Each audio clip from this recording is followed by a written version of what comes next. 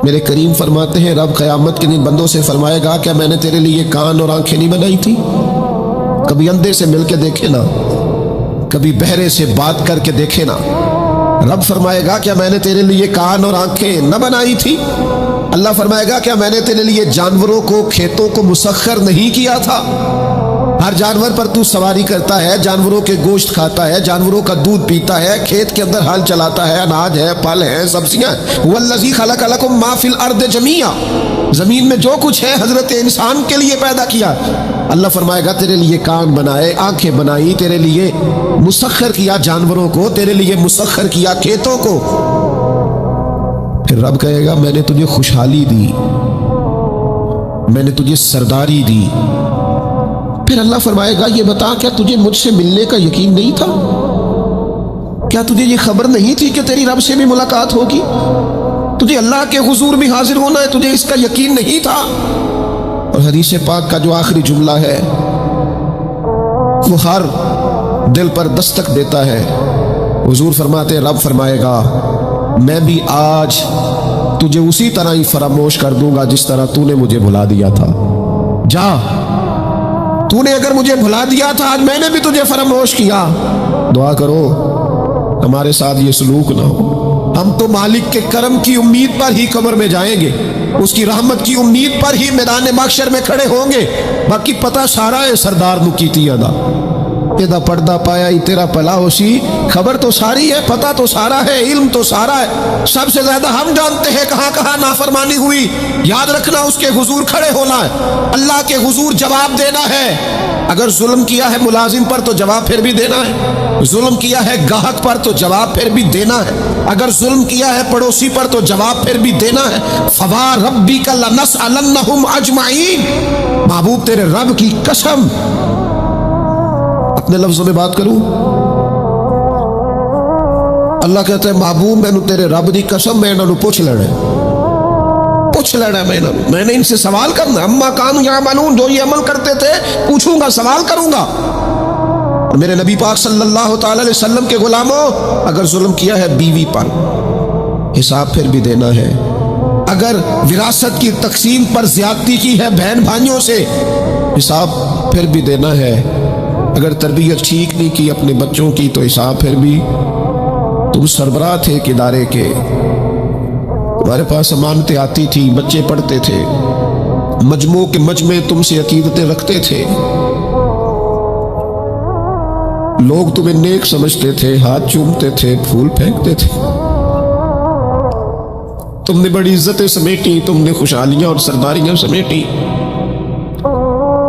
فوا ربک لنسألنہم، تمہیں حساب دینا ہے۔ آج بڑے بڑے لوگ حساب کے ڈر سے کانپ گئے۔ بغداد کے شیخ عبد القادر جیلانی حرم مکہ میں سر سجدے میں رکھ کے کہنے لگے مہربانی کرنا مجھ سے حساب نہ لینا۔ خواجہ حسن بصری کہتے ہیں میں حرم میں تھا، اپنے حجرے میں تھا، کسی کے چیخنے کی آواز آئی یا اللہ معاف کر دے، یا اللہ معاف کر دے، حساب والے دن میرے اوپر نرمی کرنا۔ فرماتے میں نے کہا کوئی گناہگار آہوزاری کر رہا ہے، میں جا کے تسلی دیتا ہوں۔ اور جب میں نے جا کے چہرہ دیکھا فرماتے کلیجہ پھٹ گیا، وجود کانپ گیا، اور میں اس دعا کرنے والے کے قدموں سے لگ گیا۔ لوگوں تمہیں پتہ ہے وہ کون تھا جو دہائی دے رہا تھا کہ مالک حساب نہ لینا؟ وہ حسین کا کربلا میں تنہا بچ جانے والے صاحبزادہ امام زین العابدین تھے، وہ شیر خدا کا پوتا، فاطمہ کا جگر پارا، تعلیم امت کے لیے حرم مکہ میں اللہ کے حضور آہوزاریاں کرتا ہے۔ مالک ولمن خاف مقام ربہ جنتان، اللہ کہتا ہے جو میرے سامنے کھڑے ہونے سے ڈرے گا میں 2 جنتیں دوں گا۔ امام زین العابدین حرم مکہ میں کہتے ہیں مالک حساب نہ لینا، مہربانی کرنا، پردے رکھنا۔ زین العابدین آپ کا تو پلو پکڑ کے ساری امت جنت میں جائے گی، آپ کے تو قدموں سے لگ لگ کے ہمارے باپ ہمارے دادا جنت میں جائیں گے، آپ کی دادی سیدہ پاک کے آنچل میں چھپ کے تو ہماری بیٹیاں پناہ مانگیں گی، ہماری مائیں ان کے قدموں سے لگیں گی تو جنت کے راستے کھلیں گے۔ امت کو تعلیم دیتے ہیں ڈرو نہ، اپنی زندگی سنوارو نہ، اپنے شب و روز پر توجہ کرو، بدل نہ جائے یا رب، کچھ اپنی آخرت کا تصور نہ بنائے، کچھ اپنے رب سے माफी ना मांगे, क़यामत में हिसाब देना।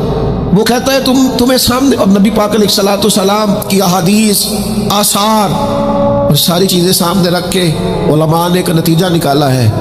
फरमाया क़यामत के दिन सबसे पहला हिसाब उलमा का होगा। इन्होंने इज्जतें ज़्यादा समेटी है ना। यहाँ एक दफ़ा एक MPA साहब आए टाइम लेने के लिए, मैंने माजरत कर ली, मैंने कहा मेरे पास वक्त नहीं है।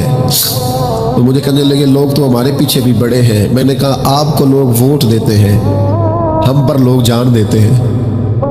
इतनी अगर सादतें समेटी है तो फिर सुनो ना, जिन्होंने ये दावे किए हैं कि हम दीनदार हैं। फरमाया पहला हिसाब उलमा का होगा, दूसरा हिसाब मुजाहिदीन का होगा, तीसरा मालदारों का होगा।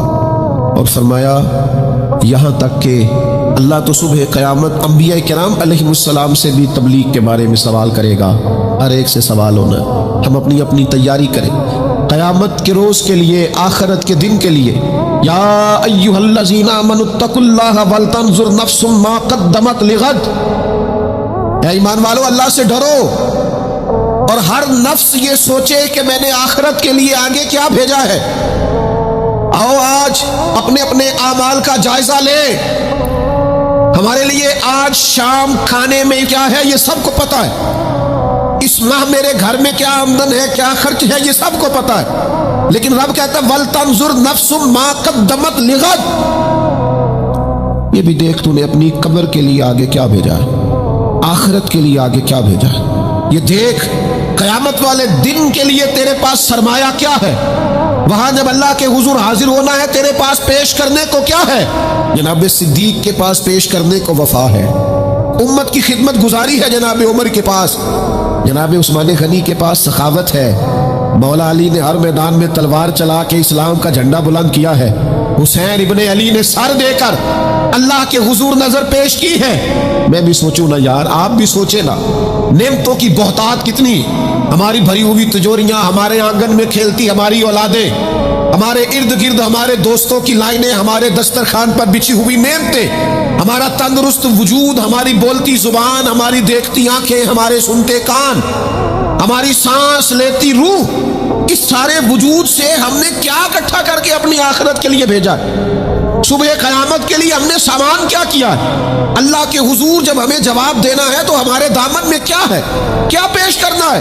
आज अपने दिल से, अपनी रूह से ये सवाल हमें जरूर करना, और एक बार नहीं 6 बार करना, और बार बार करना है। नबी पाक सल्लल्लाहु ताला अलैहि वसल्लम ने इरशाद फरमाया है, हुजूर फरमाते 5 सवाल पूछेगा रब क़यामत के दिन, और जब तक तुम इन सवालों के जवाब नहीं दोगे तुम्हें हिलने नहीं दिया जाएगा। एक ये पूछा जाएगा उम्र कहाँ गुजरी, सारा वक्त जाया हो गया मोबाइल पे, सारा टाइम जाया हो गया खुशगपियों में, शुगल मेला, आना जाना, उम्र सारी कीमती वक्त जाया कर दिया। और फिर एक सवाल, इसी सवाल से मुतल्लिका दूसरा होगा जवानी कहाँ गुजारी। वो सारी खेल कूद में गुजर गई, लाहवो लाभ में गुजर गई, गेमों में गुजर गई, ये सवाल होगा। और तीसरा सवाल रब पूछेगा, बताओ ना माल कहाँ से कमाया, ज़राए आमदन बताओ। दुनिया में तो तुमने धूल झोंक ली, जहां धोखनी थी, यहां बताओ कहां से कमाया, और कमा कर भी तुम मालिक नहीं हुए। चौथा सवाल ये पूछा जाएगा, बताओ माल खर्च कहां किया। और मेरे नबी पाक फरमाते हैं 5वां सवाल ये होगा, ये बताओ अपने इल्म पर अमल कितना किया। लेक्चर देना आसान है, तकरीर करना आसान है, वाज करना आसान है, समझाना आसान है, फेसबुक पर अच्छी नसीहत लिख देना आसान है, रोज सुबह व्हाट्सएप पे सबको बेहतरीन नसीहतें भेजना आसान है। लेकिन कयामत के सवालों में से एक मोतबर सवाल है, बुखारी में मौजूद है। 5 सवालों में से आखिरी सवाल ये है कि जो तुम जानते थे, जिसका तुम्हें इल्म था, जो तुमने सीखा था, जो तुमने पढ़ा था, उस पर तुम्हारा अमल कितना था। किसको नहीं पता नमाज फर्ज है, किसको नहीं पता वालिदैन की खिदमत करना जरूरी है, हलाल हराम की तमीज से कौन आगाह नहीं है, कौन नहीं जानता कि मेरा रवैया तल्ख है, लोगों को तकलीफ देता है, कौन नहीं समझता कि मेरी फलां फलां चीज की वजह से फलां फलां लोग तड़पते हैं, सिसकते हैं, रोते हैं। बहुत सारों को पता है कि मेरी बीवी, मेरे बच्चे, ये कुछ औरतों को पता है मेरा शौहर, मेरे खानदान वाले मेरी वजह से तकलीफ में, बहुत सौ को पता है मेरी वजह से मेरे पड़ोसी तकलीफ में, बहुत सौ को पता है मेरी वजह से मेरे मुलाजम तकलीफ में है। तुमसे पूछा जाएगा आपने इल्म पर कितना अमल किया। وہ جو تم جانتے تھے، جتنا تمہیں شعور تھا، آج پوری امت مسلمہ میں کیا ہو رہا ہے؟ تقریریں، واعظ و نصیحت، فقط واعظ و نصیحت۔ اقبال کہتے ہیں مسجد تو بنا دی شب بھر میں ایمان کی حرارت والوں نے۔ اور یہ دیکھنا کیا کہتے ہیں من اپنا پرانا پاپی تھا، برسوں میں نمازی بن نہ سکا۔ اور اقبال بڑا اپدیشک ہے، من باتوں میں موہ لیتا ہے، بڑی سونی باتیں کرنی آتی ہے ہمیں۔ اقبال بڑا اپدیشک ہے، یہ من باتوں میں موہ لیتا ہے، پر گفتار کا قاضی ہے یہ بنا، کردار کا غازی بن نہ سکا۔ گفتار کا قاضی غازی بننا آسان ہے، لیکن اپنے عمل میں نکھار لانا، ہاں۔ سب سے پہلے دو چیزوں کا حساب ہونا قیامت میں، یاد رکھیے گا۔ اعمال میں سب سے پہلے نماز کا حساب ہوگا۔ حضور نے فرمایا کافر اور مومن کے بیچ فرق ہی نماز کا۔ اور حقوق العباد میں سب سے پہلے قتل کا حساب ہوگا۔ یہ دو حساب سب سے پہلے۔ اور کچھ لوگ ایسے بھی ہوں گے جن کا حساب آسان ہوگا۔ نبی پاک علیہ السلام نے وہ 3 لوگ بھی بتائے ہیں جن سے میرا مالک آسان حساب لے گا۔ یا رسول اللہ کون کون سے؟ حضور نے فرمایا جس سے لوگ توڑتے تھے پر وہ جوڑتا تھا، رب آسان حساب لے گا۔ اور کریم فرماتے ہیں یہ آپ نے بھولنے نہیں، یہ لبے لباب ہے ساری گفتگو کا، یاد رکھ۔ فرمایا جو تجھے محروم کرے اسے عطا کر، جو تجھ سے توڑے تو اس سے جوڑ، اور جو تجھ سے زیادتی کرے تو اسے معاف کر دے۔ اللہ قیامت میں تجھ سے آسان حساب لے گا، اللہ تیرے لیے قیامت میں آسانی پیدا کر دے گا۔ میرے بھائیوں، ایک اور بندہ بھی ہے جس سے قیامت میں بڑا آسان حساب ہوگا۔ کریم محبوب علیہ السلام نے فرمایا جس کے سینے میں حسد نہیں نہ ہوتا، جس کے دل میں بغض نہیں ہوتا، جس کے دل میں کینہ نہیں ہوتا، سانو تک تزارے دی لوڑ کی، وہ اسی کسی دے کچھ بھی نہیں لگ دے، نہ کوئی ساڈا دردی۔ وہ جو سینہ بالکل، جن کا سینہ بے کینہ ہوتا ہے نا، کشادہ دل، سب کے لیے پیار، سب کے لیے محبت، سب کے لیے وارفتگی، ہر ایک، سارے سمجھتے ہیں مجھ سے ہی پیار زیادہ ہے، سینہ کشادہ ہے، دل بڑا ہے۔ فرمایا جن کے سینے کشادہ ہوں گے، بغض سے، عداوت سے، حسد سے، کینے سے پاک ہوں گے، اللہ قیامت میں آسان حساب لے گا۔ اچھا، میرا وجدان کہتا ہے کہ میرے نبی پاک کے پاک لفظوں کا معنی یہ ہے قیامت میں رب ان سے فرمائے گا جاؤ میں نے تمہیں معاف کیا۔ جن کے سینے صاف ہوں گے، دل صاف ہوں گے، پاک ہوئے تے پاک ہی مل دائی، بنا پاکوں پاک نہیں ملدا۔ سارے وجود نو توڑ دے نالوں اکو تولا ٹکڑا دل دا، دل ہو صاف، دل ہو کشادہ، 14 طبق دلے دے اندر اسو تمبو وانگو تانے ہو۔ یہ تمبو دیکھ رہے ہو نا، چھاؤں دے رہا ہے نا، جل رہا ہے نا، درویش کہتے ہیں 14 طبق میرے دلے دے اندر تے میں تمبو وانگو تانے ہوں، دل دریا سمندروں ڈونگے۔ کون دلاں دیاں جانے ہوں اساں کیتی ہے جان حوالے رب دے، ایسا عشق کمایا ہے مرن تو پہلو ہی مر گیا باہو، تا مطلب نو پایا ہے۔ چھوڑ دیے جائیں سارے کینے۔ جب قیامت میں اللہ کے حضور حاضری کا ڈر ہونا تو پھر نہ بندہ بددیانت نہیں ہوتا، بے ایمان نہیں ہوتا، لاکھوں کروڑوں اربوں بھی آئے تو کبھی بھی اس کی رال نہیں ٹپکتی، کبھی بھی اس کا دل للچاتا نہیں۔ اور اگر لوگ بددیانت ہو جائیں تے چوری ککھ دیوی تے چوری لاکھ دیوی، پھر لوگ 1 روپیہ بھی نہیں چھوڑتے، پھر ذرا سی بات پہ بددیانت ہوتے ہیں۔ صحیح بخاری مسلم میں حدیث ہے، نبی پاک علیہ السلام فرماتے ایک شخص نے زمین بیچی، دوسرے نے خرید لی، جب وہ خریدنے والے نے اسے کھودا تو اندر سے خزانہ نکل آیا۔ مجھے بتاؤ خزانہ نکلے تو لوگ چھپاتے نہیں پھرتے، لوگ تہ کے اندر نہیں لے کے جاتے، وہ خزانہ نکل آیا۔ اس نے کیا کیا؟ وہ لے کے اس شخص کے پاس چلا گیا جس سے اس نے زمین خریدی تھی، کہنے لگا یار تیری زمین سے خزانہ نکل آیا، میں نے زمین خریدی تھی، خزانہ تو نہیں نہ خریدا تھا۔ یہ ذرا دیانت کا عروج دیکھو، تقوی کا نور دیکھو، یہ دیکھو باطن کیسے تھے لوگوں کے، اربوں کروڑوں روپیہ، یہ حضور بیان فرما رہے ہیں، بخاری مسلم میں موجود ہے۔ کریم فرماتے ہیں اس شخص نے جا کے کہا بھئی میں نے زمین خریدی تھی، خزانہ نہیں خریدا تھا، لہذا یہ تیرا ہے۔ وہ بھی رب کا بندہ تھا، کہنے لگا میں نے نا زمین بیچی تھی اور جو کچھ ہے وہ سارا ہی بیچ دیا تھا، لہذا نکل آیا تو تیرا ہی ہے، میرا ہوتا تو جب میرے پاس تھی تب نکلتا، لہذا تیرا ہی ہے۔ دونوں میں بحث ہونے لگ گئی، وہ کہتا ہے تو رکھ، وہ کہتا ہے آج کل کیا ہوتا ہے، وہ ذرا مہنگی ہو گئی نا، سڑک گزر گئی، کہتے ہیں مکر جاؤ، زمین ذرا مہنگی ہو گئی ہے، کوئی تھوڑا ریٹ اور لگ گیا، خزانہ نکل آیا۔ حضور فرماتے ہیں وہ دونوں ایک دانا کے پاس گئے اور جا کے کہا یار یہ مسئلہ بن گیا ہمارے لیے، خزانہ نکل آیا زمین سے، تو اب میں اسے کہتا ہوں تو لے واپس، چونکہ تیری زمین سے نکلا ہے، تو یہ کہتا ہے میں نے زمین بیچی تو خزانہ بھی بیچ دیا۔ وہ دانا کہنے لگا تمہاری کوئی اولاد بھی ہے؟ ایک کہنے لگا میری بیٹی ہے، دوسرا کہنے لگا میرا بیٹا ہے، کہنے لگا دونوں کی شادی کر دو اور خزانہ دونوں کو دے دو۔ اور میرے بھائی، جب حضرت شیخ ابو الحسن ایک درویش تھے مصر میں، ہر روز دعا مانگتے تھے یا اللہ تاجر کی ان 2 بیویوں پہ رحم فرما، یا اللہ اس تاجر کی 2 بیویوں پہ رحم فرما۔ لوگوں نے کہا حضور یہ کیا معاملہ ہوا؟ فرمانے لگے یہاں مصر میں ایک تاجر رہتا تھا، اسے اکثر و بیشتر تجارت کی غرض سے ملک شام جانا پڑتا، تو اس نے سوچا وہاں نکاح نہ کر لوں، اس نے وہاں نکاح کر لیا۔ مالدار تھا، وہاں ایک بیوی رکھ لی، مکان رکھ لیا۔ اب یہ جو بیوی مصر میں تھی نا، اسے تھوڑا شک گزرا، بیوی بڑی گہری جاسوس ہوتی ہے، اسے سمجھ آ گئی کہ بدلے بدلے سے میرے محبوب نظر آتے ہیں، اسے سمجھ آ گئی کہ دھلے دھلے کپڑے آتے ہیں، وہ کیفیت ہی نہیں پہلے جو رنگ ہوتا تھا۔ ایک شخص کو پیسے دیے، کہا ذرا اس کی جاسوسی تو کر۔ شیخ فرماتے ہیں وہ ملک شام پہنچا، اس کے پیچھے پیچھے وہاں جا کے اس نے واپس آ کے خبر دی کہ تیرے شوہر نے تو نکاح کیا ہوا، لیکن اتفاق کی بات یہ کہ اس دفعہ جب یہ سفر سے آیا تو شدید بیمار تھا، بیوی حوصلے والی تھی، صبر والی تھی۔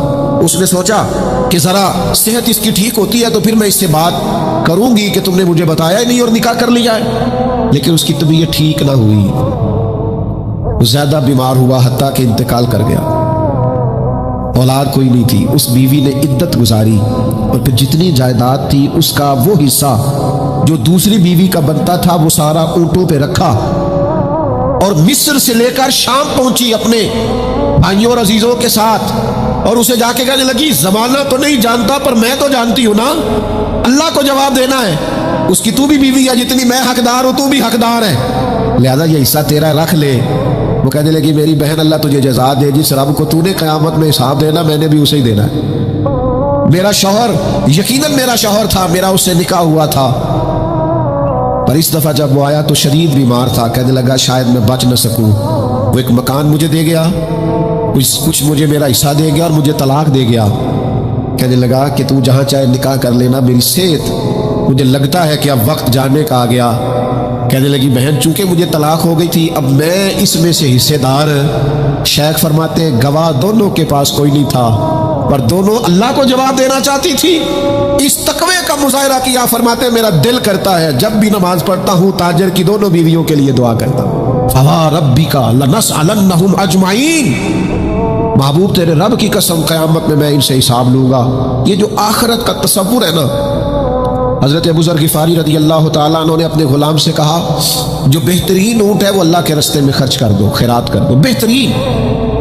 شام کو سیدنا ابو ذر غفاری رضی اللہ تعالیٰ عنہ تشریف لائے تو وہ جس اونٹ کے بارے میں آپ اشارہ کر کے گئے تھے خرچ کر دینا، اللہ کے رستے میں دے دینا، وہ بدا ہوا ہے، اور اس سے جو دوسرے نمبر کا کم، اس سے جو کم قیمت کا تھا، باقی سب میں بہتر لیکن اس سے کم قیمت کا، وہ اونٹ آپ کے غلام نے اللہ کے رستے میں خرچ کر دیا، خیرات کر دیا۔ تو آپ فرمانے لگے یار میں نے تمہیں کہا تھا یہ اونٹ دینا۔ وہ کہنے لگا حضور یہ تو آپ کی سواری کا اونٹ ہے نا، تو میں نے چاہا تھا جو آپ کی سواری کا اونٹ ہے وہ رکھ لیا جائے۔ تو سیدنا ابو ذر غفاری رضی اللہ تعالیٰ عنہ فرمانے لگے میں سواری کے لیے تو تجھے کہہ رہا تھا خرچ کر دے، پر دنیا کی سواری کے لیے نہیں، آخرت کی سواری کے لیے۔ وہ جو قیامت میں اللہ کے حضور پیش ہونا ہے تو میں نے کچھ بھیجا ہوا تو ہو، وہاں میرے پاس کوئی خزانہ تو ہو، آخرت کی جمع پونجی تو ہو، کوئی ہو نا میرے پاس جو میں نے آخرت کے لیے۔ ناراض نہ ہونا، بہت سارے معاملات میں ہم اولاد سے نہیں مشورہ کرتے، نہیں گھر والوں سے پوچھتے، اللہ کے راستے میں خرچ کرتے ہوئے کیوں کہتے ہو مشورہ کر کے بتاؤں گا، بات کر کے بتاؤں گا۔ جب اپنے دنیاوی بہت سارے معاملات میں آزاد ہوتے ہو تو اپنی آخرت کا ذخیرہ جمع کرنے کے لیے کیوں ہم آزادی کے ساتھ فیصلہ کیوں نہیں کرتے؟ نبی رحمت نور مجسم شفیع معظم صلی اللہ تعالی علیہ وآلہ وسلم گھر میں تشریف لائے، حضور نے پوچھا کیا ہے کھانے کے لیے؟ عرض کی حضور ایک بکری ذبح کی تھی، ساری بانٹ دی ہے، ایک دستی بچی ہے، ایک ٹانگ کی دستی کا کچھ حصہ بچا ہے۔ حضور نے فرمایا نہیں، جو تم نے بانٹ دیا ہے وہ سارا ہی بچ گیا۔ کیوں؟ وہ آخرت کے لیے جمع ہو گیا، وہ سارا بچ گیا۔ یہ جو تم نے کہا ہے نا یہ بچی ہے، یہ نہیں بچی، بچا تو وہ سارا ہے جو راہ خدا میں بانٹ دیا گیا۔ میرے عزیزوں اتنا بڑا مجمع ہے، ہزاروں کی تعداد میں آپ لوگ تشریف لائے ہیں، میں عاجز آدمی آپ سب سے زیادہ گناہگار صرف ایک پیغام دینا چاہتا ہوں، اللہ کے سامنے ہم نے کھڑے ہونا ہے، اپنی آخرت کی تیاری کریں، میں بھی آج نئے سرے سے اپنی زندگی پر غور کروں گا، آپ بھی نئے سرے سے اپنی زندگی پر غور کریں۔ میں بھی آج اللہ کے حضور صدق کے دل سے معافی مانگوں۔ ہم سب اللہ کے حضور حاضر ہیں، جمعہ پڑھنے آئے ہیں، معافی مانگیں۔ سارے اپنے رب کی بارگاہ میں عرض گزار ہوں کہ ہمارا مالک ہمارے اوپر فضل کرے اور ہمیں ایسی توفیق دے کہ ہم اپنی آخرت کے لیے کوئی ذخیرہ کر سکیں۔ آخرت کی فکر بڑی اہم چیز ہے۔ آخرت کی وہ کچھ لوگ کہتے ہیں نا، فکر نہ کرو، فکر نہ کرو، فکر نہ کرو۔ سارے دوست یہی کہتے ہیں، آپ میرے قریبی ہیں، میں آپ سے کہتا ہوں فکر کرو، فکر کرو، فکر کرو، اور اپنی آخرت کی فکر کرو۔ 2-2.5 سال ظاہری طور پر عمر کم تھی حضرت صدیق اکبر کی نبی پاک سے، لیکن ایک دن حضرت صدیق اکبر نے عرض کی، یا رسول اللہ صلی اللہ تعالیٰ علیہ وسلم، میں دیکھ رہا ہوں آپ پر تو بڑھاپا آ گیا، بال مبارک سفید ہو رہے ہیں۔ تو حضور فرمانے لگے، سورہ ہود، سورہ واقعہ، سورہ مرسلات، فرمایا اس طرح کی صورتوں نے مجھے بوڑھا کر دیا۔ کیوں؟ ان میں قیامت کا ذکر ہے، ان میں آخرت کا ذکر ہے، اللہ کے حضور حاضری کا ذکر ہے۔ ان صورتوں نے، ان کی فکر نے، حضور فرماتے ہیں، یہ ترمذی شریف میں موجود ہے، مجھے بوڑھا کر دیا ہے۔ ہم بھی بوڑھے ہو گئے ہیں پر اولاد کی فکر میں، ہم بھی بوڑھے ہو گئے ہیں مال کی فکر میں۔ ہمیں بھی کچھ تھوڑی فکر کرنی چاہیے آخرت کی۔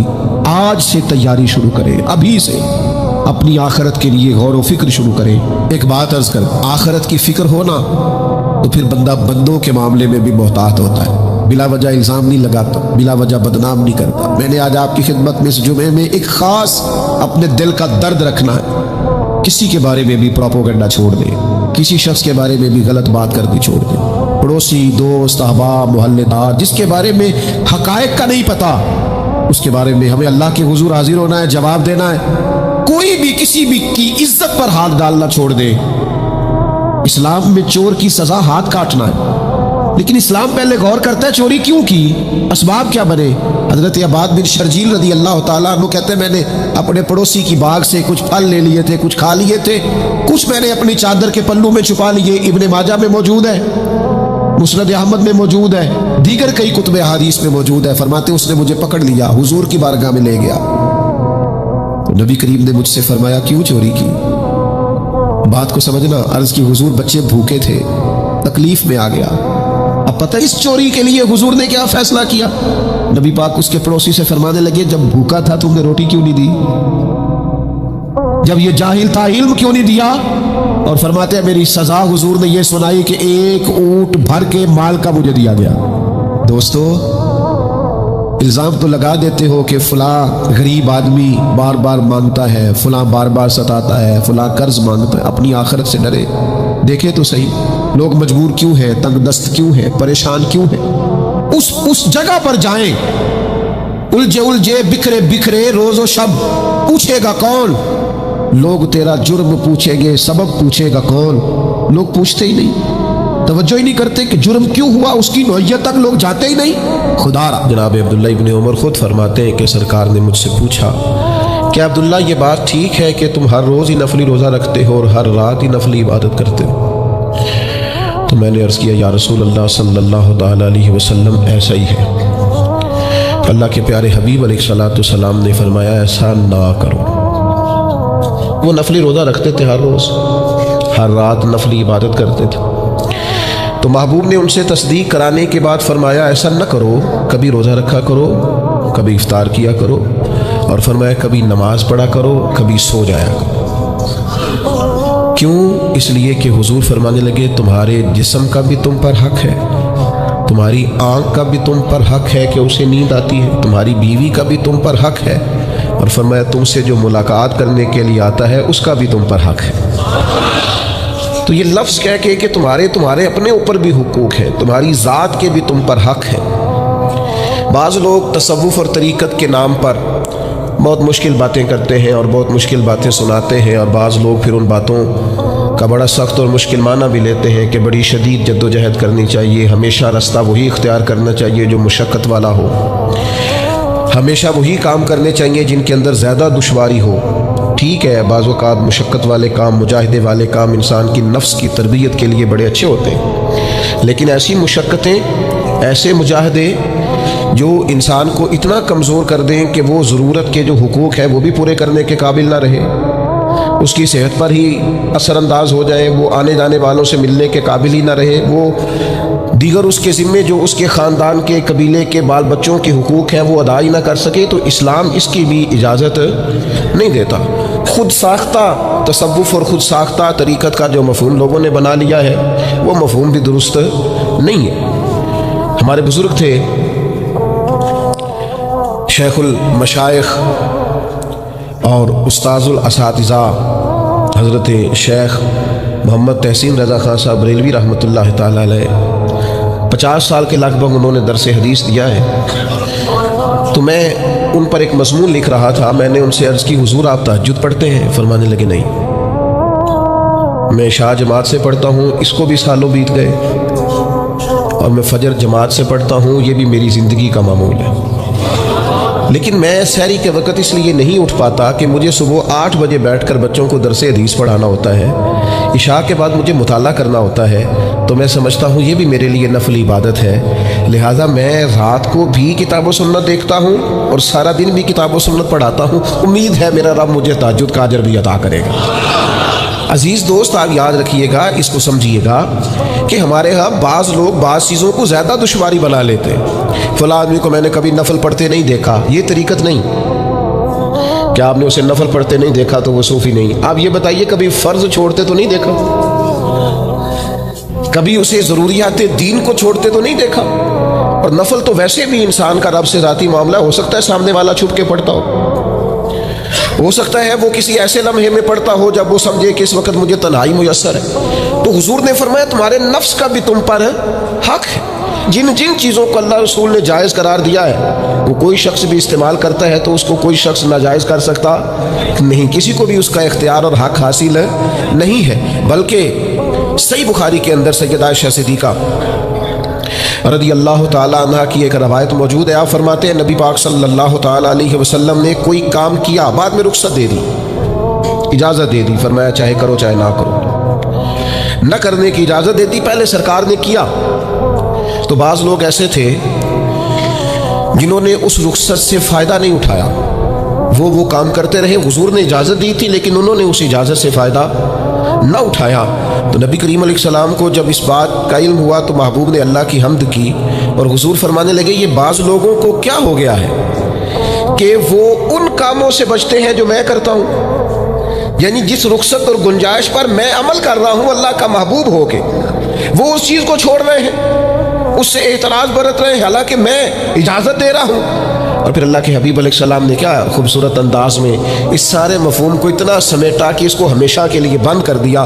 اللہ کے محبوب فرمانے لگے مجھے اللہ کی قسم میں تم سب سے زیادہ رب کو جانتا ہوں اور میں تم سب سے زیادہ اللہ سے ڈرتا ہوں۔ تو جب میں کسی گنجائش پہ عمل کر رہا ہوں، جب میں کسی ضرورت پر عمل کر رہا ہوں، تو یہاں ایک دوست تشریف لائے ہمارے پاس تو وہ ہمیں مشورہ دینے لگے کہ آپ کے ہاں بچوں کو چھٹی ہوتی ہے تو وہ تقریباً 1.5 دن بنتا ہے، ظہر کی نماز کے بعد ہفتے کو وہ چلے جاتے ہیں اور اتوار کا سارا دن وہ چھٹی میں رہتے ہیں، تو یہ 1.5 دن پورا ان کا ضائع ہوتا ہے۔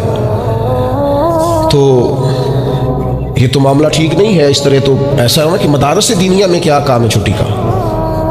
تو میں نے ان سے کہا ہو سکتا ہے مدرسے کے طالب علموں کو بھی نیند آتی ہو سکتا ہے ان کا بھی کبھی کسی گراؤنڈ میں جا کے کھیلنے کو جی چاہتا ہو سکتا ہے یہ بھی اسی طرح کے لوگ ہوں جس طرح کے عام بچے ہوتے ہیں، ہو سکتا ہے وہ ساری خواہشات ان کے اندر بھی پائی جاتی ہوں جو باقی لوگوں کے اندر پائی جاتی ہیں۔ آپ وہ پابندیاں کیوں لگاتے ہیں جو پابندی اللہ رسول نے نہیں لگائی؟ جس چیز کو شریعت نے بین نہیں کیا ہم کون ہوتے ہیں اس کو بین کرنے والے؟ سمجھے؟ ہاں ایک بات ضرور ہے، ہم اپنے وجود کے مالک نہیں ہیں، اس کا مالک اللہ ہے، وہ خالق ہے ہم مخلوق ہیں، وہ معبود ہے ہم اس کے عابد ہیں، وہ ہمارا مالک ہے۔ ہمیں اپنے نفس کو اپنے وجود کو اس کی فرما برداری میں رکھنا ہے۔ نفس کے حق کا یہ مطلب نہیں ہے کہ خواہش نفس میں اگر کوئی ناجائز چیز پیدا ہوتی ہے تو اس کی تکمیل کے لیے بھی ہم دوڑ پڑیں گے، اس کی شریعت کے اندر اجازت نہیں ہے۔ اجازت اس بات کی ہے کہ جن چیزوں کو شریعت نے جائز قرار دیا ہے آپ اگر ان کا حصول چاہتے ہیں، آسانی چاہتے ہیں تو آپ ضرور ان کو اختیار کریں، کوئی منع والی بات نہیں ہے۔ میں نے کہا بعض لوگ نا بعض چیزوں پر شدت کرتے ہیں، یعنی نبی کریم علیہ السلام کے صاحبزادہ گرامی حضرت ابراہیم علیہ السلام کا وصال ہو گیا تو نبی کریم کی آنکھوں میں آنسو آ گئے، تو ایک شخص نے حضور سے کہا یا رسول اللہ آپ بھی روتے ہیں؟ آپ تو صبر کا درس دیتے ہیں۔ تو نبی کریم نے فرمایا یہ جو آنسو نکل آئے ہیں نا یہ بیٹے کی محبت کی علامت ہے. باقی فرمایا میرے دل اور زبان پر وہی ہے جس سے میرا رب راضی ہوتا ہے. میں اللہ سے کوئی شکوہ نہیں کر رہا، اس کی تقدیر پر راضی ہوں، لیکن یہ کہ جو انسان پر اللہ تعالیٰ نے کچھ فطری محبت رکھی آپ اس کو بھی قبول نہیں کرتے. بعض لوگ تو کچھ لوگ بعض لوگوں پر زیادہ شدت کرتے ہیں، بعض لوگ بعض چیزوں کے معاملے میں زیادہ شدت کا. حضرت عمر کو نبی پاک نے کچھ نذرانہ دینا چاہا، ہدیہ دینا چاہا. ایک ہے آپ کسی سے مانگتے ہیں، ایک ہے کوئی آپ کو دیتا ہے. ان دونوں باتوں میں وہ جو تحفہ لینا دینا ہے اسے تو حضور نے فرمایا محبت بڑھتی ہے. تو حضرت یہ صحیح بخاری میں موجود ہے، نبی کریم نے کچھ دیا تو حضرت عمر عرض کرنے لگے نہیں یا رسول اللہ ضرورت نہیں. تو محبوب نے فرمایا جو بن مانگے ملے وہ تو اللہ کی طرف سے ہے. وہ ایک صاحب مجھے کہنے لگے فلاں صاحب کہتے ہیں ہم چندہ نہیں مانگتے. تو میں نے کہا وہ زیادہ نیک ہونا چاہتے ہیں، کوئی حرج والی بات نہیں. وہ چندہ نہیں مانگتے، وہ زیادہ پرہیزگار ہونا چاہتے ہیں، زیادہ آگے بڑھنا چاہتے ہیں. ورنہ نبی پاک نے تو اعلان کیا ہے کہ تبوک پہ جانا ہے، مجاہدوں کو چندے کی ضرورت ہے. اعلان کیا کہ نہیں کیا رسول پاک نے؟ تو آپ کس کو علماء کی توہین کا پہلو بنائیں گے؟ رسول اللہ صلی اللہ علیہ وسلم نے اعلان نہیں فرمایا؟ اگرچہ مالک کل ہیں لیکن حضور نے اعلان کیا. اور قرآن مجید میں تو کفار نے شکوہ کیا ہے کہ رب ہم سے مانگتا ہے معاذ اللہ. اس کا معنی یہ ہے کہ اللہ فقیر ہے ہم غنی ہیں. یا آپ 28ویں پارے میں دیکھ لیں کہ رب کہتا ہے قرض حسنہ دو، تو آپ کیا معاذ اللہ یہ آیتیں دے کے اللہ پر تنقید کریں گے؟ معاذ اللہ ثم معاذ اللہ نقل کفر نباشت کہ اللہ لوگوں سے کہتا ہے میرے راستے میں خرچ کرو، اور ایک جگہ نہیں جگہ جگہ کہتا ہے. آپ کو زیادہ نیک ہونا چاہتے ہیں، یعنی جس بات کا اللہ اعلان کر رہا ہے مما رزقناہم ينفقون، جو میں نے تمہیں دیا ہے میری راہ میں خرچ کرو، جس کا حضور اعلان کر رہے ہیں. ایک شخص کھڑا ہو گیا تھا جی ہو مولوی چندے مانگتے. او خدا کے بندے، جو کام عین کتاب و سنت میں موجود ہے تم کو ضرورت سے زیادہ نیک ہونا چاہتے ہو تو یہ تمہارا خود ساختہ دین ہے، یہ رسول اللہ کا دین نہیں ہے، یہ تمہارا. اور لوگ ہیں کہ کہہ رہے واہ واہ بڑی بات ہے. تو اس لیے ہمارے وجود کا بھی ہم پر حق ہے. چند ایک نفس کے حقوق آج بیان کرنے. سب سے پہلا ہمارے نفس کا ہم پر حق یہ ہے کہ ہم اپنے آپ کو پہچانیں، اپنی صلاحیتوں کو پہچانیں، اپنے اوپر غور کریں.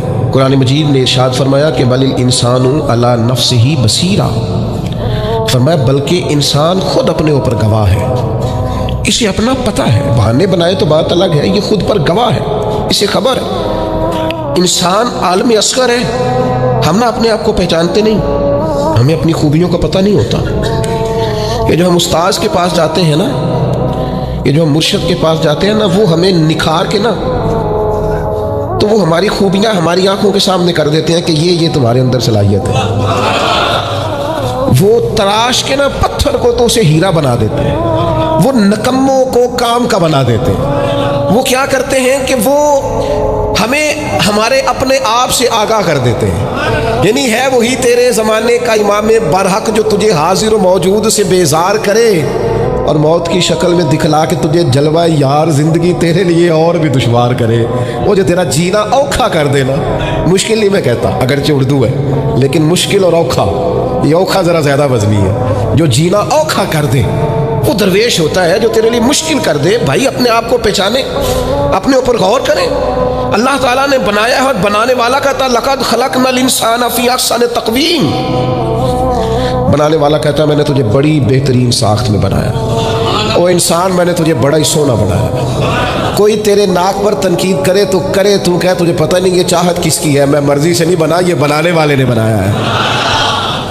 اس نے تجھے سونا بنایا، تو اپنے آپ کو پہچانتا ہی نہیں. تو جو ہے نا خدا جانے بلندی ہے کہ پشتی پر جہاں میں ہوں وہاں کوئی نہیں ہے. تو اپنے قد سے بھی پیار کر، تو اپنے رنگ سے بھی پیار کر، تو اپنے وجود کی ساخت سے بھی پیار کر. اور پھر وہ کہتا ہے تجھے بنایا، باقی سارا کچھ تیرے لیے بنایا. هو الذی خلق لکم ما فی الارض جمیعا. رب کہتا ہے زمین میں جو کچھ ہے نا میں نے سارا تیرے لیے بنایا. تجھے اللہ رسول کے لیے بنایا ہے، اور باقی زمین میں جو کچھ ہے وہ سارا تو پہچانتا ہی نہیں. یہ ہر چیز مسخر ہے تیرے سامنے. اتنا بڑا ہاتھی ہوتا ہے اور ایک عام آدمی ہلکی سی چھڑی لے کے اسے چلا رہا ہوتا ہے. اونٹ کتنا لمبا چوڑا وزنی ہوتا ہے لیکن ایک عام آدمی اس کے ناک میں نکیل ڈال کے اسے گھما رہا ہوتا ہے. کتنی بڑی بھینس ہوتی ہے لیکن چھوٹے سے بچے نے مہار پکڑی ہوئی ہوتی ہے.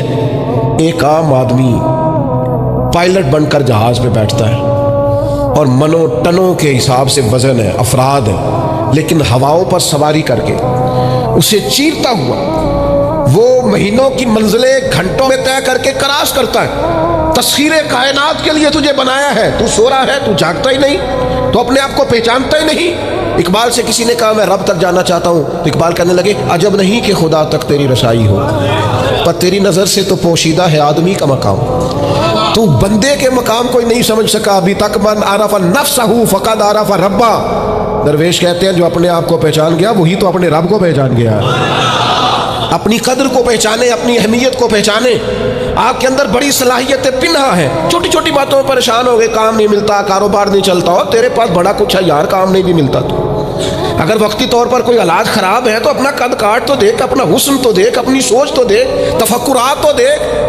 تجھے بنانے والے نے کوئی کمی چھوڑی نہیں، اس نے کمال کر دیا ہے. قدرت نے رنگ بھر دی ہے تیرے وجود میں.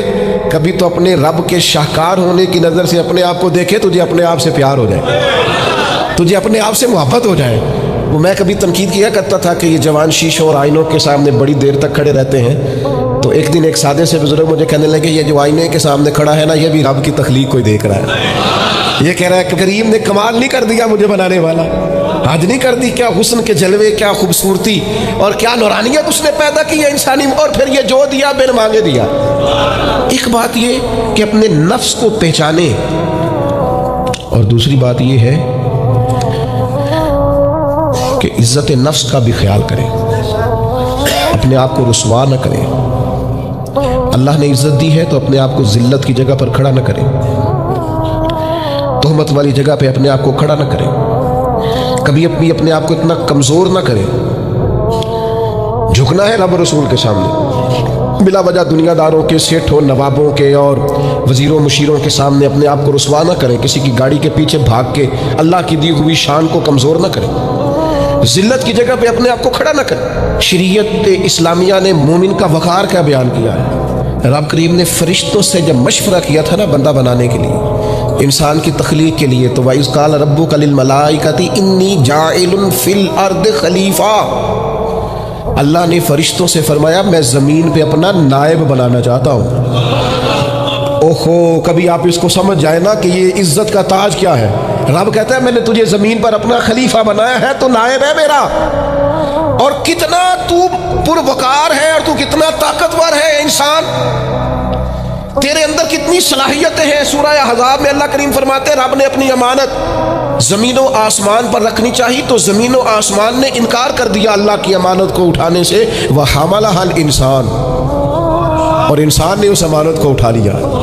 کہا مالک میں تیری امانت اٹھاؤں گا، میں تیرا نام لے کے گلیوں میں گھوموں گا، میں تیری توحید کے ڈنکے بجاؤں گا.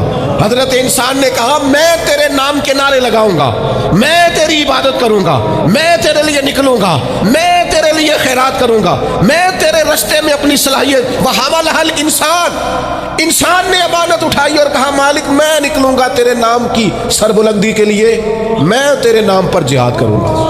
اگر جان دینی پڑی تو دعائیں مانگ مانگ کے کہوں گا مالک میں تیرے رستے میں شہید ہونا چاہتا ہوں. اللہ کی امانت کو حضرت انسان کیوں اپنے آپ کو رسوائی والی جگہ پہ کھڑا کرے، کیوں کمزور کرے. بہت پہلے کہا تھا، فقیر آدمی ہوں، جو باتیں کہتا ہوں کوشش کرتا ہوں سوچ سمجھ کے کہوں. بہت پہلے کہا تھا میں نے کہ جو اپنی برادری کو بڑا جانتا ہے اس کی زیادتی نہیں، زیادتی اس کی ہے جو اپنی برادری کو سب سے چھوٹا جانتا ہے. تو بڑا نالائق ہے، تو کہتا ہے میں چھوٹی برادری میں پیدا ہوا ہوں. تو مرضی سے پیدا ہوا ہے، یہاں تجھے تیرے رب نے پیدا کیا ہے. جو ماں تیرے، میں نے ایک دفعہ کہا کچھ دوستوں سے، کہنے لگے کدھر جا رہے ہیں؟ میں نے کہا اپنے والد صاحب کے مزار پہ. کہنے لگے پیر تھے؟ میں نے کہا نہیں. عالم تھے؟ میں نے کہا نہیں. کسی بہت بڑے ادارے میں کسی صدر نشین کی سیٹ پہ بیٹھتے تھے؟ میں نے کہا نہیں. وہ ٹریکٹر پر بیٹھ کر کھیتوں میں ہل چلاتے تھے، شام کو بھینسوں کا دودھ دھوتے تھے. وہ کسان تھے، وہ محنت کرتے تھے. پھر وہ تاجر تھے، چھوٹی سی تجارت کرتے تھے. لیکن مجھے اگر کوئی کائنات میں پوچھے گا نا خوش نصیب کتنے ہو، تو میں کہوں گا میں نے اس طرح کا باپ نہیں دیکھا جس طرح کا اپنا باپ دیکھا. اس لیے کہ میری شخصیت میں اگر کوئی نکھار ہے تو سب سے زیادہ رنگ میرے ابا جی کے بھرے ہوئے. میں کیسے انکار کروں؟ سب سے زیادہ ان کے دیے ہوئے رنگ ہیں شخصیت کے اندر، ماں باپ کے. وہ بھائیوں ناز کے ساتھ زندگی گزاری جاتی. کبھی اپنے آپ کو رسوائی والی جگہ پہ کھڑا نہ کریں، کبھی اپنے آپ کو کمزور نہ کریں، مضبوط رہیں، طاقتور رہیں. اور تیسری بات، ایک تو اپنے نفس کو پہچاننا ہے، دوسرا اپنی عزت کرنی ہے. کس کی عزت کرنی ہے؟ اپنی عزت کرنی، تکبر نہیں کرنا، اپنی عزت کرنی ہے۔ عربی کے کسی شاعر نے کہا تھا جو اپنی عزت نہیں نہ کرتا اس کی عزت بھی کوئی نہیں کرتا۔ اب وہ آپ نے ایک عام محاورہ سنا ہوگا، اپنی عزت بندے کے اپنے ہاتھ میں ہوتی ہے۔ اس کا معنی کیا ہے؟ آپ کبھی بھی کوئی ایسا کام نہ کریں جس سے آپ کی ذلت ہو۔ آپ اپنی عزت کریں، آپ اپنی تکریم کریں، آپ اپنے وقار کو بلند رکھیں۔ آپ کبھی بھی اپنے لہجے کو، معیار کو کمزور نہ ہونے۔ آپ فکری توانائی کا ہمیشہ مظاہرہ کریں، طاقتور رہیں، کمزور نہ پڑیں کبھی۔ اور تیسرا یہ ہے کہ اپنے نفس کی تربیت کریں۔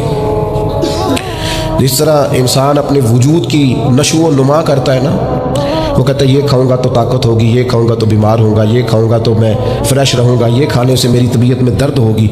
اسی طرح وہ اپنی تربیت کرے، اپنی نشو و نما کرے، اپنی روحانی تربیت پر توجہ دے۔ وہ دیکھے یہ کام کرنے سے میری طبیعت گناہ کی طرف مائل ہوتی ہے، اس بری صحبت میں بیٹھنے سے میرے اندر بعض بری چیزیں آتی ہیں، اس کے پاس بیٹھنے سے سوچے میری گدلی میلی کچیلی ہوتی، اور اس شخص کی صحبت جو ہے وہ مجھے تازہ کرتی ہے، اللہ کے قریب کرتی۔ تربیت نفس پر توجہ دے، اپنی باطنی کیفیات کو ملاحظہ کرے۔ اپنی تربیت سب سے زیادہ انسان خود کر سکتا ہے، بل الانسان علی نفسہ بصیرہ۔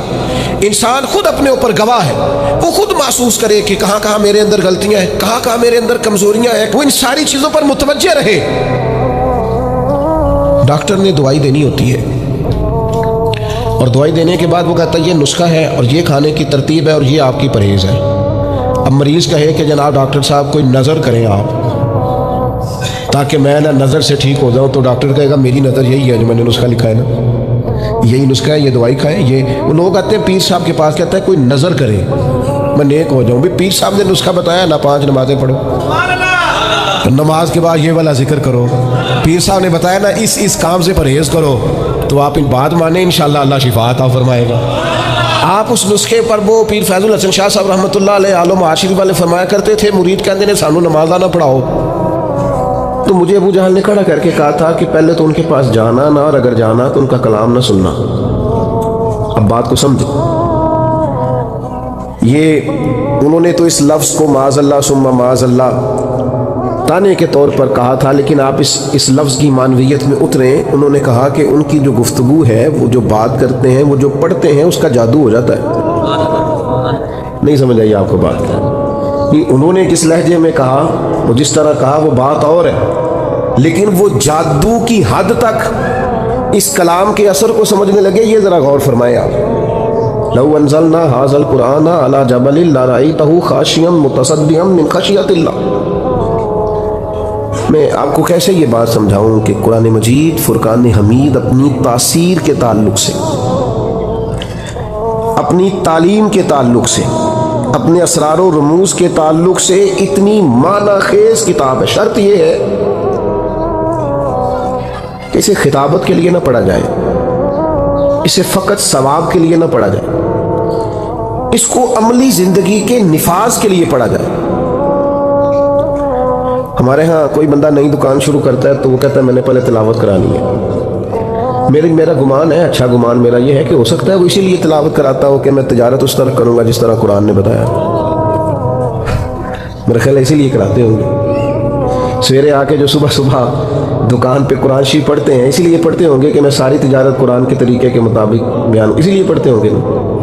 ایک ایسی عجیب بات ہے کہ وہ جس قرآن کی تلاوت سے آغاز کرا رہا ہے، اس قرآن کے مطابق وہ تجارت کرنے کو تیار ہی نہیں ہے۔ قرآن مجید صحیفہ انقلاب ہے۔ میں پڑھ رہا تھا کہ اب نہ آہستہ آہستہ انسان چونکہ تنہائی پسند ہوتا جا رہا ہے، اسمارٹ فون جن کے ہاتھوں میں ہوتا ہے وہ چاہتے ہیں کہ ہمیں ڈسٹرب کوئی نہ کرے، 2 4 5 گھنٹے اکیلے بیٹھنا پڑے تو اب انسان بور نہیں ہوتا، کیونکہ اس کی ایک الگ سے اس کو کمپنی ملتی ہے۔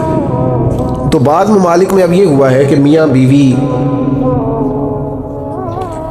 کا رشتہ اور تعلق اور نکاح سے پہلے جس طرح کا بھی کہیں کچھ طریقہ ہے، اس سے پہلے وہ چاہتے ہیں کہ بچے اور بچیوں کو کچھ کورسز کرائے جائیں، کیونکہ بالکل تنہا رہنے کے عادی ہیں تو شادی زیادہ چلتی نہیں، برداشت نہیں کر پاتے۔ اس پر باقاعدہ موٹیویشنل اسپیکرز کو بلایا جاتا ہے، ان سے کچھ ذہن سازی کرائی جاتی ہے، ان کو ذہنی طور پر تیار کیا جاتا ہے کسی اور کو بھی برداشت کرنا ہے۔ اور یہ مرض صرف بچوں میں نہیں، بچیوں میں بھی پایا جاتا ہے۔ وہ لائف بڑی آسانی والی ہے، آسودگی والی ہے، اور لاڈ پیار کے نام پر ہی بچے خراب ہوتے ہیں نا جی، ہم نے کبھی بچی سے کوئی کام نہیں کہا تو آپ نے غلط کیا نا، کوئی کام نہیں کہا، کہنا چاہیے تھا۔ وہ اپنے بچوں کی ذمہ داریاں کیسے اٹھائے گی؟ اب اس پر مختلف لوگ اپنی اپنی رائے دیتے ہیں، اس پر لوگ بڑا کچھ لکھتے ہیں، کہتے ہیں میاں بیوی کے حقوق پر۔ اور یہ بھی بات ہمیشہ ذہن میں رکھیں کہ گھر میں ساری آسانیاں موجود ہوں لیکن میاں بیوی کی آپس میں محبت نہ ہو تو اس گھر میں رہا نہیں جا سکتا۔ لیکن بڑی غربت ہو، بڑی آزمائش ہو، بعض چیزوں کی بظاہر قلت بھی ہو، لیکن ازدواجی زندگی خوشگوار ہو تو وقت اچھا گزرتا ہے۔ اب اس پر بڑے لوگوں نے کلام کیا ہے، غیر مسلموں نے بھی بڑا کچھ لکھا ہے۔ جو نفسیات، انسانی نفسیات کو سمجھنے والے لوگ ہیں، انہوں نے بھی اس پر بڑا کچھ لکھا ہے کہ کیا کیا سمجھایا جائے، قائل کیا جائے۔ لیکن ایک جملہ ہے قرآن پاک کا، فقط ایک جملہ، فرمایا ہن لباس لکم وانتم لباس لہن۔ مرد عورت کا لباس ہے اور عورت، ڈھونڈ لیں آپ تاریخ ساری، نزول قرآن سے قبل بھی اور نزول قرآن کے بعد بھی یہ جملہ کسی نے نہیں کہا، جو صرف قرآن مجید نے کہا کہ مرد عورت کا لباس ہے اور عورت۔ بس اس ایک جملے کے اندر اگر ازدواجی زندگی کو بند کر دیا جائے، تین باتیں مفسرین نے اس کی تفسیر میں لکھی، بڑا کچھ لکھا ہے، تین باتیں۔ ایک تو وہ فرماتے ہیں انسان جتنا مرضی بھی خوبصورت ہو بغیر لباس کے خوبصورت نہیں ہوتا، جتنا مرضی حسین و جمیل ہو لیکن اگر اس نے لباس نہ پہنا ہوا ہو تو وہ حسین و جمیل ہے۔ اس کا مطلب ہے کہ قرآن یہ فرماتا ہے کہ انسان کی خوبصورتی یہ ہے کہ اس کی ازدواجی زندگی بھی ہو، رہبانیت والا نہ ہو، وہ آزاد نہ ہو۔ اور دوسری بات یہ ہے کہ انسان کے وجود پر جتنے بھی عیب ہوں لباس اسے چھپا دیتا ہے، تو میاں بیوی بھی ایک دوسرے کے لیے پردہ بن جاتے ہیں، عیب چھپ جاتے ہیں، وقت گزرنے لگتا ہے۔ اور تیسری بات یہ ہے کہ اثر گرمی کا ہو یا اثر سردی کا ہو، اس اثر سے انسان کو لباس ہی بچاتا ہے۔ اگر سردیوں میں کپڑوں کی ضرورت پڑتی ہے نا کہ مجھے ذرا موٹے کپڑے پہننے ہیں، تو گرمیوں میں بھی دھوپ شدید ہو تو پھر بھی سر پر لباس کی ضرورت ہوتی ہے، تاکہ یہ گرمی زیادہ تکلیف، میاں بیوی ایک دوسرے کا لباس ہے، وہ ایک دوسرے کو اثرات سے، تکالیف سے بچاتے ہیں۔ قرآن مجید عملی زندگی کے اندر اگر نافذ کر دیا جائے، روزمرہ کے معاملات اس ترتیب سے طے کیے جائیں جو قرآن مجید ہمیں بتاتا ہے، کیسے میں آپ کی خدمت میں عرض کروں، کتنا مشکل ہو گیا ہے قرآن و حدیث کی تعلیم کو عام کرنا۔ ماننے والوں کے سامنے قرآن پڑھا جاتا ہے، جو ماننے والے ہیں ان سے کہا جاتا ہے کہ آپ حلال حرام کی تمیز کو سمجھیں، یہ قرآن مجید کا فیصلہ ہے۔ وہ اس پر لا تو اللہ کرتے ہیں، بہانے کرتے ہیں، دلائل پیش کرتے ہیں، وہ کہتے ہیں نہیں جناب یہ بھی تو ایک صورت دیکھے نا، یہ بھی تو ایک حال ہے، ایک جزیہ میں نے فلانے سے بھی پوچھ لیا ہے۔ وہ خدا کے بندے، نبی کریم علیہ السلام نے فرمایا ایک حلال ہے وہ بھی واضح ہے، ایک حرام ہے وہ بھی واضح ہے۔ فرمایا ایک میں شک ہے کہ پتہ نہیں حلال ہے کہ حرام ہے، کریم محبوب فرماتے تم نے شک والی چیز سے بھی بچنا ہے۔ یہ امت وسط ہے، یہ وہ امت ہے اخرجت للناس جو دوسروں کے لیے امامت کا درجہ رکھتی، ان کو مشکوک چیزوں سے بھی پرہیز کرنی ہے، مشکوک چیزوں سے۔ قرآن مجید کا مطالعہ ہو، قرآن مجید کو پڑھا جائے، سمجھا جائے۔ اگر قرآن مجید کو سمجھ کے پڑھا جائے نا تو زندگی کا لطف دوبالا ہو جائے، انسان کو مزہ آئے۔ جو لوگ کہتے ہیں نا نماز میں دل نہیں لگتا، وہ صرف نماز ترجمے سے یاد کریں۔ میرا خیال ہے، میں امید کرتا ہوں کہ نماز میں دل لگنے لگے۔ آپ کو پتہ تو آپ کیا کہہ رہے ہیں؟ دیکھیے نبی پاک صلی اللہ تعالیٰ علیہ وسلم بیان فرماتے ہیں کہ اللہ فرماتا ہے یہ جو سورہ فاتحہ ہے نا، یہ میری اور میرے بندے کے درمیان تقسیم ہے۔ رب فرماتا ہے، اللہ فرماتے ہیں آدھی سورہ فاتحہ میری ہے اور آدھی میرے۔ اگر یہ بات ہمارے پیش نظر ہو اور پھر ہم سورہ فاتحہ پڑھیں نماز میں تو لطف نہیں آئے گا۔ الحمدللہ رب العالمین الرحمن الرحیم مالک یوم الدین، رب فرماتا ہے یہ میرے لیے ہے، یہ میرے بندے نے میری تعریف کی ہے۔ اور جب اس نے کہا نا ایاک نعبد و ایاک نستعین، تو یہ اس نے رب کے حضور اپنی عاجزی کو پیش کیا ہے۔ اور اب جب اس نے کہا نا اہدنا الصراط المستقیم، تو اب بندے نے اپنی بات شروع کی۔ اب اس نے کہا یا اللہ میرے ذہن کو بھٹکنے سے بچا، وسوسوں کے غلبے سے بچا، مجھے ذہنی انتشار سے بچا۔ غیر المغضوب علیہم ولا الضالین، جو لوگ افراط و تفرید کا شکار ہوئے، گمراہ ہوئے، جن پر غضب ہوا، وہ ادھر جھک گئے کو ادھر جھک گئے، ان سے بچا کے صراط مستقیم پر قائم رکھ۔ پر میں یہ جو دعائیں وہ مانگ رہا ہے یہ میرے بندے کا حصہ ہے۔